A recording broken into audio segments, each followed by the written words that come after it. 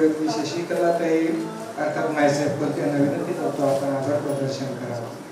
वेळ खूपच झालेला आहे आणि मी बोलणार नव्हते. दादांनी माझ्या कुटुंबातल्या एका व्यक्तीने बोलावं असं म्हटल्यामुळं दादा बोलले होते, परंतु माझ्या नातींचा आग्रह झाल्यामुळं मी त्यांना आधी सांगितलं होतं की मी स्पीच देणार आहे, त्यामुळे त्यांना ती उत्सुकता लागलेली आहे. म्हणून मी आभाराचं कार्यक्रमासाठी उभी आहे. आजचा कार्यक्रम अतिशय सुंदर झालेला आहे. श्रोतेही अतिशय स्ट्रिक्ट किंवा अतिशय ज्ञानी आणि वक्तेही अतिशय सुंदर असल्यामुळे अतिशय सुंदर कार्यक्रम झालेला आहे.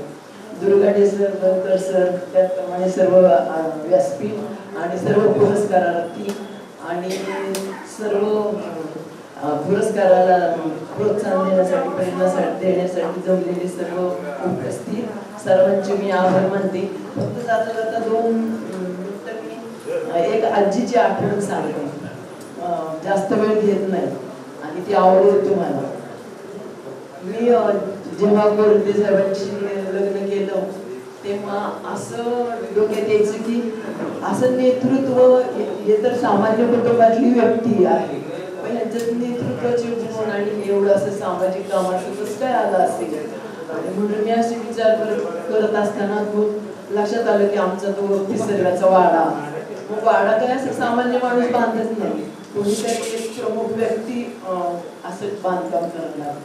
मग लक्षात आले की आमचे पूर्वज भिवाजी बोलते ते मोठे सावकार होते आणि त्याच्यानंतरही मग आमच्याकडं नाईक ही पदवी आमच्या घराण्याला मिळालेली. सुरुवातीला मला वाटलं की नाईक इलाना म्हणजे असं डोक्यात आलं की नाईक म्हणजे आपण वेगळ्या जातीत. नंतर लक्षात आलं की नाईक ही पदवी आम्हाला मिळालेली होती, म्हणजे आम्ही आमच्या 4 पिढ्या आधी.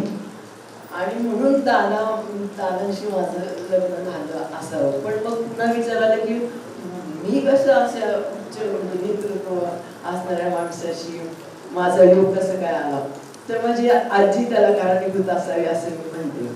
कारण आजीचं माहेर गवळीची उंडवली, आजीचं आडनाव माहेरचं भोसले, परंतु फलटणचे राजे निंबाळकर तर त्यांना हे उंडवणीचं संस्थान त्यांना मिळालेलं असल्यामुळं आणि तिथं पूर्वी भरपूर जंगल होतं आणि मग ते जंगलामध्ये राजे शिकारीसाठी जायचे. तर एकदा असं दुष्काळात पूर्वी खूपच पाण्याचं असायचं दुष्काळाचं, तर दुष्काळ पडलेला आणि हे राजे शिकारीला आलेले निंबाळकर राजे. आणि मी एका झोपडीजवळ उभे राहिले आणि आहे का कोण घरात, पाणी मिळेल का असं ते घोड्यावरूनच म्हणाले. तर आतून म्हणजे आजी किंवा आजीचे आई वडील कोणीतरी बाहेर आले आणि म्हणाले माफ करा, पाणी नाहीये, दुष्काळ होता, पण दूध आहे तुमच्याकडे. आणि म्हणून त्यांनी मग दुधाची चरबी त्यांना प्यायला दिली. चरबी म्हणा काय तांबे असेल ते दिलं आणि ते तृप्त झाले आणि ते फलटणला गेल्यानंतर त्यांच्या लक्षातच नाही, आपण नाव विचारलं नाही की कोण आहे तुम्ही. म्हणजे मी कोणाकडून दूध घेतलं ते घराच्या कोणाचं नाव विचारलं नाही. आणि मग ते राजवाड्यात गेल्यानंतर सगळ्यांना म्हटले अरे मी अशा वस्तीवरती गेलो होतो शिकारीला आणि पाणी मला पाहिजे होतं, पण तिथे त्यांनी दूध दिलं. ते गवळी कोण आहे, मग ते गवळी शोधून आले. आणि मग तिथल्या राजवाड्यातले सगळे कामगार शोधायला गेले आणि मग त्यांनी ते घर शोधून काढलं. आणि मग ते आणि राजांनी सांगितलं की त्यांना घेऊन यायचं दरबारात, त्यांचा मला सत्कार करायचा. आणि मग त्यांना घेऊन गेले. राजांनी शाबासकी दिली, त्यांच्याबद्दल काही कौतुकाचे शब्द काढले आणि नंतर ते घराणे त्यांनी त्यांच्या दरबारात ठेवलं. म्हणजे हे पुसते घरात, पण आता ते दुधामुळं गवळी पडलं. अशी ती माझी आजी. आणि मग आजीला सुद्धा हा मोठ्या राजाचा वरद हस्त मिळाल्यामुळं आजी पण एक उपकृत झाली त्या राजघराण्यामुळं.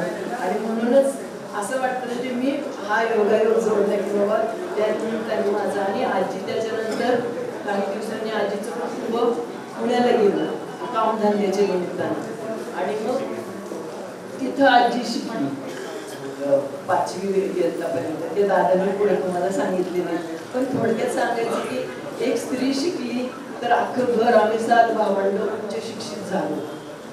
आणि आज जो पुरस्कार मिळाला त्या सगळ्यांना अशी प्रेरणा मिळावी आणि त्यांनी पण असे त्यांच्या हातून एक चांगलं कार्य घडावं अशी मी सगळ्यांना अपेक्षा व्यक्त करते आणि मी थांबते.